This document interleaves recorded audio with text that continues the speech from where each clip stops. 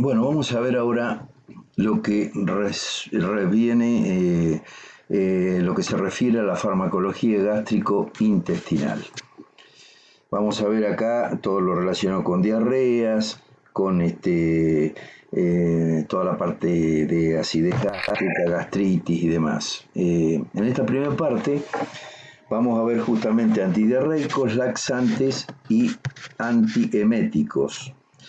O sea, los elementos que actúan contra las diarreas, los laxantes, o sea, cuando existe constipación, y los elementos que actúan contra los vómitos, náuseas o eventualmente contra los mareos, o sea, del viaje, los antieméticos.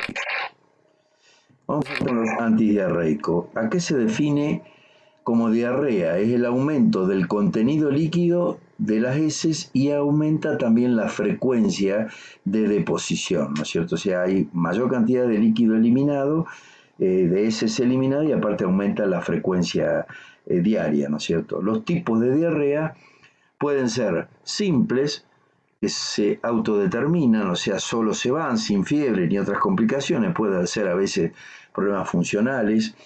Hay diarreas agudas, febriles, pueden ser bacteriana o viral, que muchas veces también son autodeterminadas. Y cuidado, acá está la disentérica y las coliformes, son las dos que normalmente son provocadas por cuadros bacterianos. En la disentérica hay sangre, generalmente la shigella es uno de los elementos importantes, hay pus, mucosidad, alta frecuencia, escaso volumen, esto es importante, son diarreas de escaso volumen, pero se elimina materia fecal muy líquida, es febril, y las coleriformes son de alto volumen y llegan rápidamente a la deshidratación. El tratamiento del síndrome diarreico tiene por objetivo prioritario restablecer la secreción y absorción. Ustedes saben que por el intestino se secreta y se absorbe una gran cantidad de líquidos, con minerales también, y esto es lo que regula un poco la eliminación o no de mucha cantidad de materia fecal y la forma líquida en que pueda ser la materia fecal. Y aparte la dieta, que es muy importante, y la cuestión hidroelectrolítica, es decir, los iones sodio, potasio, que pueden originar o que de alguna manera están controlando la diarrea. Solo en un segundo lugar, más allá de controlar esto con dieta y con sales de rehidratación oral, entonces ahí sí se puede apuntar a deprimir farmacológicamente la motilidad, o sea, el peristaltismo, y la mayoría de los episodios agudos de diarrea no requieren terapéutica y solos se limitan. Los medicamentos antidiarreicos apuntan, tal cual lo que dice acá, es la dieta, que la dieta debe ser liviana, muy baja en grasa, en lácteos, libre de sustancias irritantes, y por supuesto las terapias de rehidratación, que puede hacerse con sales de hidratación oral, que son excelentes porque tienen muchos elementos como sodio, potasio, cloro. Si las diarreas son abundantes y continuas, es fundamental evitar la deshidratación, y por supuesto con suero fisiológico, el 0,9%. Los fármacos antidiarreicos que son usados tienen 4 fundamentos. Uno son modificadores del transporte electrolítico, es decir, actúan sobre el transporte de sodio, potasio, cloro, agua. Otros son inhibidores de la motilidad gastrointestinal, o sea, del peristaltismo, modifican, lo hacen mucho más lento de manera de permitir la mayor absorción de agua. Y otros son los antibacterianos o antibióticos, o absorbentes y astringentes. Fíjense este dato interesante. Al intestino delgado ingresan diariamente 9 litros de agua. Esos 9 litros están compuestos por 2 litros que contenemos en la ingesta a través de agua propiamente dicha o alimentos que tienen mucha cantidad de agua. Y la otra es la secreción que se provoca en el intestino, que es de alrededor de 7 litros. 9 litros ingresan al intestino y el intestino, a través de su recorrido, absorbe 7 litros. Quiere decir que quedan 2 litros, de los cuales prácticamente todo lo absorbe el colon, salvo una pequeña parte que se elimina por la materia fecal. Fíjese, 0,1, 0,2 litros eliminada por materia fecal normalmente. O sea que de los 9 litros que ingresan al intestino, prácticamente se eliminan por materia fecal 0,1-0,2 litros, el resto se absorbe en el intestino o en el colon. Si hay anormalidades, o sea, si hay diarrea, el intestino no capta, no absorbe 7 litros. Por lo tanto, la gran mayoría del líquido que entra al intestino pasa al colon. Y el colon, de esa cantidad que le llega, solamente en lo máximo que puede absorber es 4 litros. Por lo tanto, quedan 2-3 litros, que es lo que justamente provoca la gran cantidad de pérdida de líquido y la diarrea que no se absorbe. Por eso, para tratar las diarreas implica dos elementos importantes: reducción del contenido de electrolitos del tubo digestivo, sobre todo sodio, y disminución de la motilidad intestinal del peristaltismo, porque al permitir que el contenido de la materia fecal, del intestino, el contenido del bolo alimentario sea lento, se permite que el intestino pueda absorber mayor cantidad. Dos datos interesantes, sobre todo teniendo en cuenta en las diarreas. El alcohol estimula la diarrea. Si andás con diarrea, consumís alcohol, eso empeora el cuadro. Y ojo los diabéticos, porque el diabético consume alimentos que tiene edulcorante, que a su vez tiene sorbitol, y el sorbitol lo que hace es favorecer, estimular los cuadros diarreicos.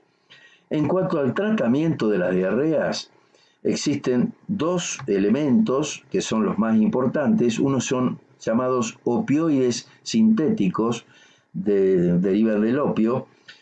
El más usado es la loperamida, y después está el difenoxilato, también, que es también usado.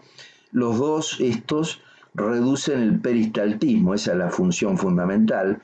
Y hay otros que también son importantes y muy usados, como el subsalicilato de bismuto, que es la crema de bismuto, que tiene salicilato y bismuto, con acciones totalmente diferentes que ya vamos a ver.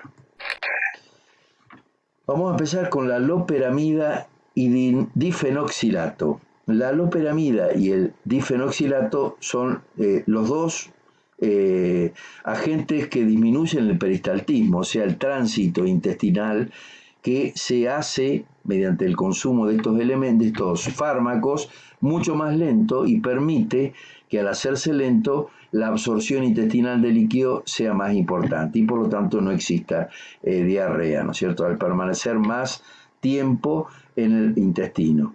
Por supuesto, está contraindicado absolutamente en las disenterías bacterianas. Cuidado cuando se toma estos elementos, loperamida y difenoxilato, porque si existe una disentería es contraindicado.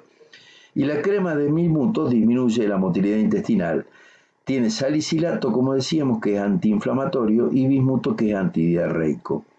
Y aparte, esta crema de bismuto, que es muy usada, inhibe la acción de las prostaglandinas, es decir, evita la inflamación y el dolor. Lógicamente, la inflamación y el dolor son excelentes en cuanto a la defensa del organismo, pero acá, si dejamos que actúen las prostaglandinas, directamente va a empeorar el cuadro diarreico, va a generar cólicos, dolor, inflamación, y lógicamente lo que no queremos es que justamente ocurra eso en un cuadro diarreico.